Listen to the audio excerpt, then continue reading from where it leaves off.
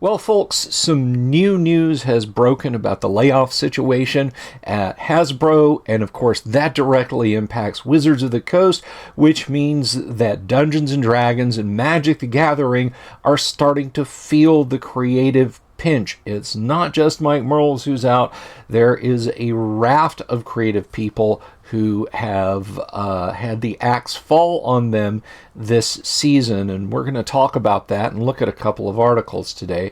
But before we get into that, of course, I want to remind you that this video is brought to you by our friends at Hellebarde Games. Hellebarde makes the kind of adventures they'd like to play, whether it's for Castles and Crusades, 5th edition, or the OSR. Old School is in play at the table with Hellebarde Games, and you can find them on their website, hellebardegames.com, or at DriveThruRPG. That's hellebardegames.com. And of course, if you haven't already, please do click the subscribe button, click the bell icon for notifications, and if you like this video, give it a thumbs up and leave a comment down below.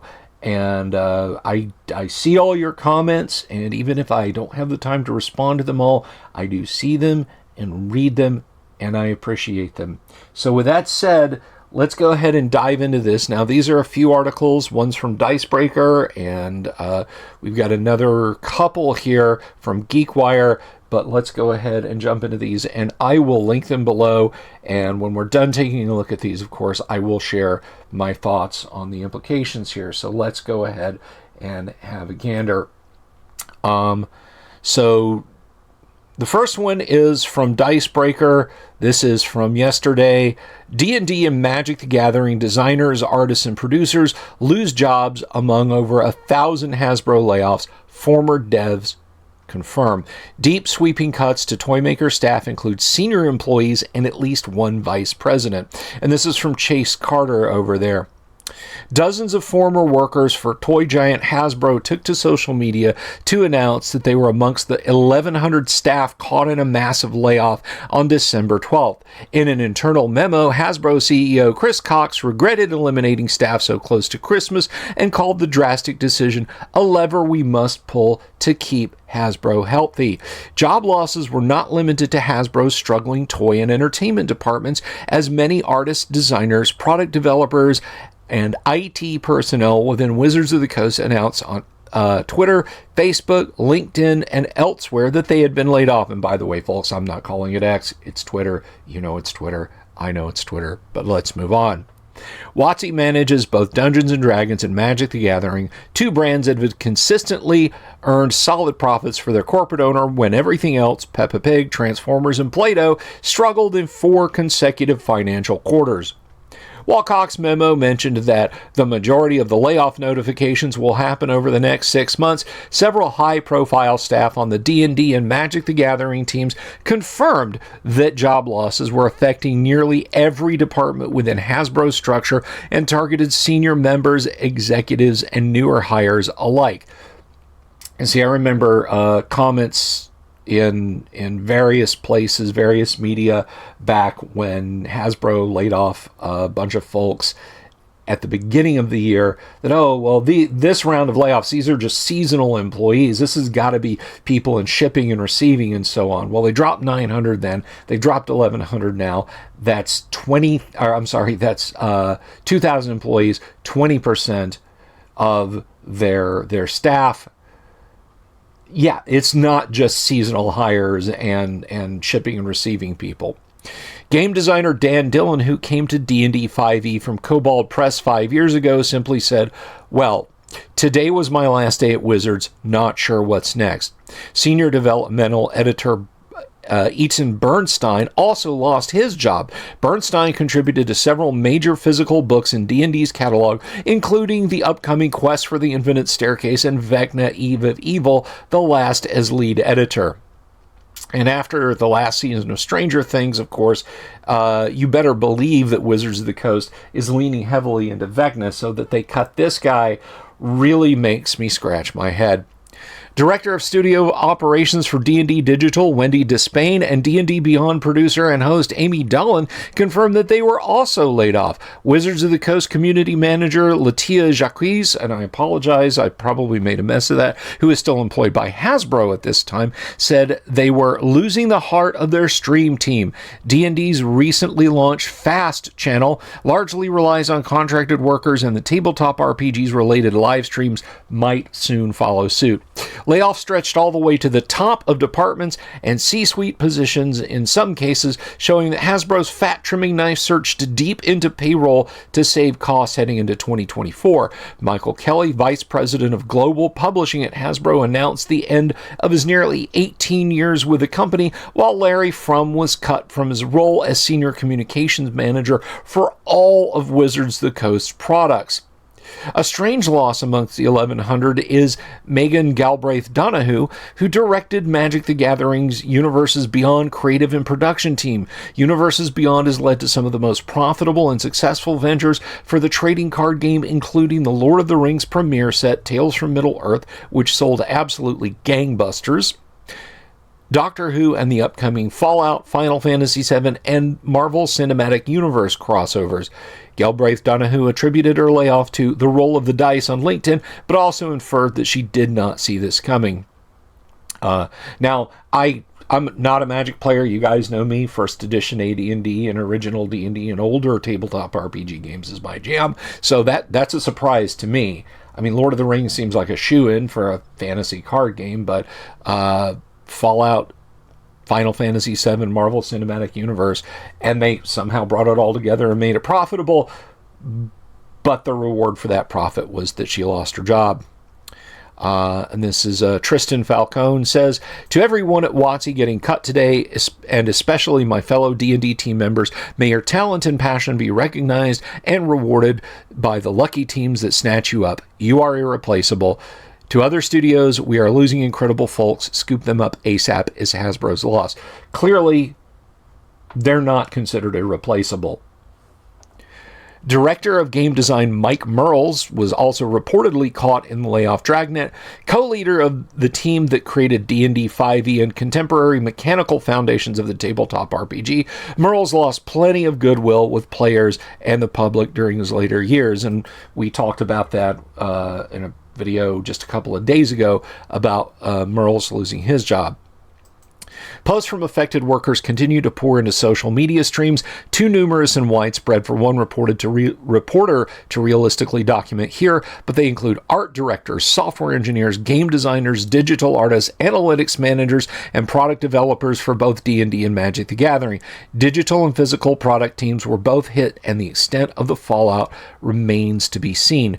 Dungeons & Dragons is gearing up to launch its 2024 edition of the RPG's 3 core rulebooks next year, along with an already announced suite of supplements and adventures. Magic the Gathering is on the cusp of major change. Play boosters will shake up collection and limited play, and the first 2 months of the year will see 3 major set releases and tie-in products. Past successes and future plans could not save Wizards of the Coast workers from the hungry maw of corporate line item reduction, and the full extent of this culling remains to be seen. What's clear is that many workers will spend the holidays in 2024's first breaths wondering why executive salaries and additional compensation were not instead used as a last resort, as Cox said, and I have to say, I agree with that sentiment. And one thing I want to make absolutely crystal clear, guys, before we get into the second half of this video is, I don't celebrate any of these people losing their jobs.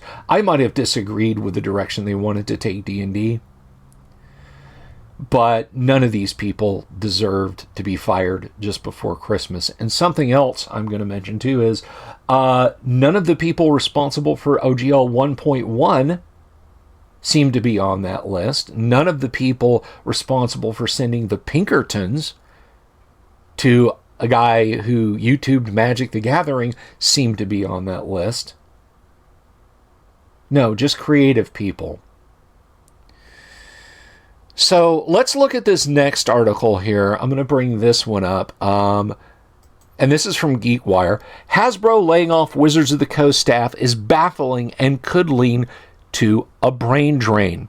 This is Thomas Wild, and again, I will link to this article. A new round of layoffs at Hasbro has impacted its subsidiary Wizards of the Coast. Despite Wizards' recent performance and its status as a linchpin for Hasbro's overall revenue stream, the result could spell trouble for both companies as they head into 2024. Hasbro announced Monday that it would eliminate an additional 1,100 workers through its global operations as a part of what CEO Chris Cox called a strategic transformation. This was on top of previously announced cuts in January. It was initially unclear as to whether these layoffs would hit Renton, Washington-based Wizards of the Coast, which seemed like it might have been protected given its value to Hasbro's portfolio.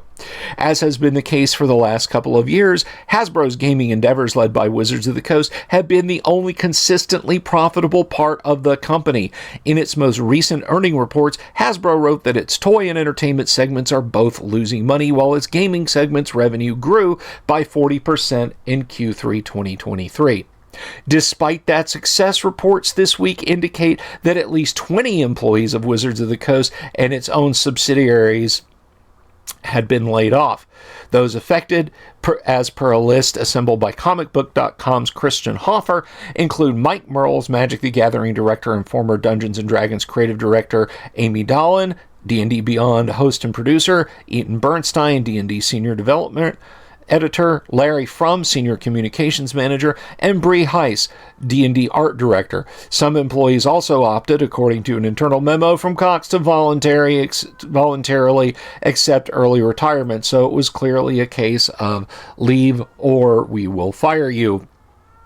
At the time of writing, it's unclear why Hasbro's chosen to lay off employees at the single strongest company in its portfolio. This year, Wizards debuted a critically, if not commercially successful major motion picture, earned a Game of the Year trophy at the 2023 Game Awards, and was consistently profitable, but Hasbro's still sacking its employees. It's a sort of math that only makes sense if you've got shareholders to placate. And I'm not even going to attempt to interpret this chart. That's a lot of math, but there's a caption below. This says, Hasbro's official Q3 report released October 26 shows rising revenue for Wizards of the Coast at a point in time when its other departments are slowing down.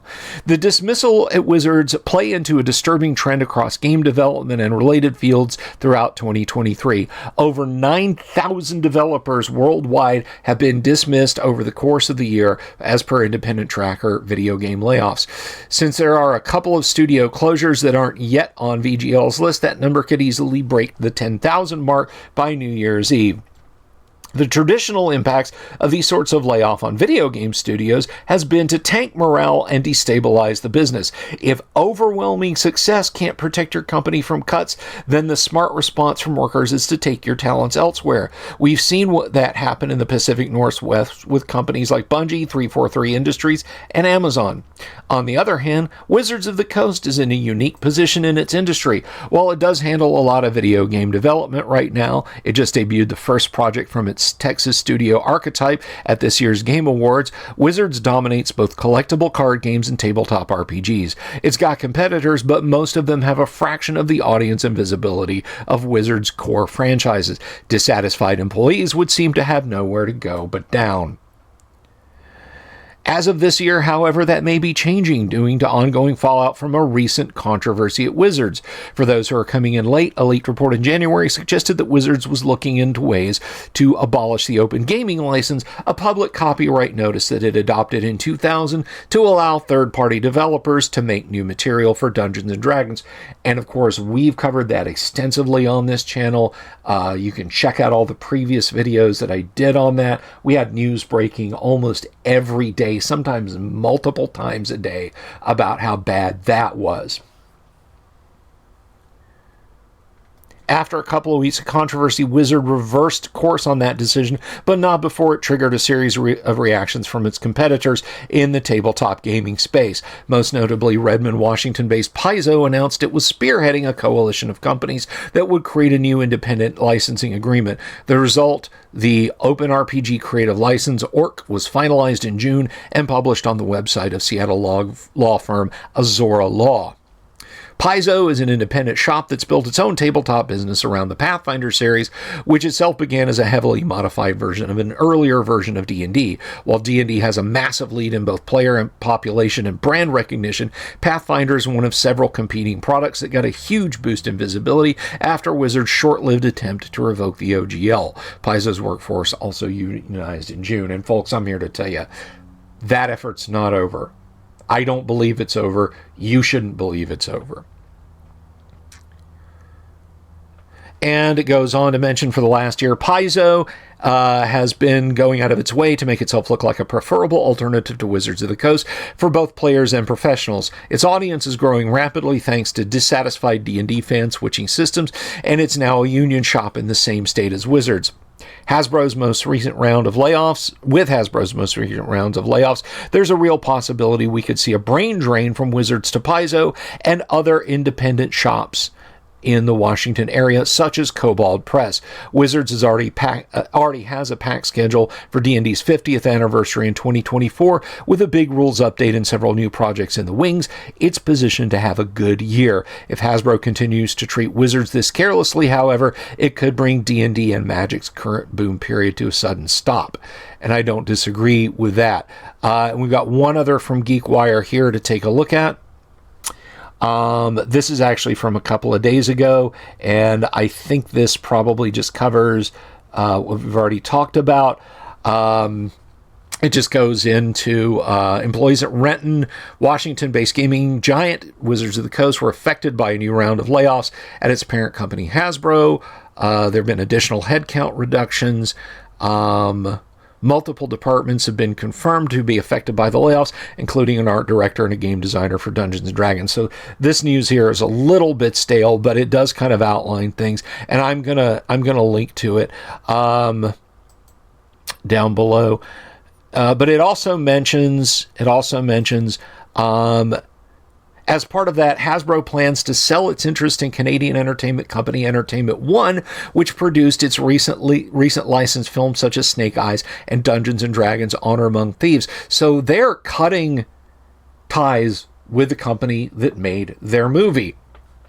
Wizards upcoming, it says, in 2024, its earnings report says the plan is refocusing our company at what has traditionally made us great, the business of play. We've played with a bunch of people's lives, Wizards of the Coast. Wizards' upcoming releases for 2024 include the celebration of Dungeons & Dragons' 50th anniversary. This includes the long-anticipated rules update, which will see editions of D&D's 3 core rulebooks. At this year's PAX Unplugged, Wizard announced a number of other new publications, which included a new nonfiction book about the development on the original 1974 edition of D&D, a sequel to Gary Gygax's 1982 adventure, The Lost Caverns of Sojkoth, and Vecna, Eve of Ruin, an entire campaign based around Vecna, a wizard turned god and one of D&D's classic villains.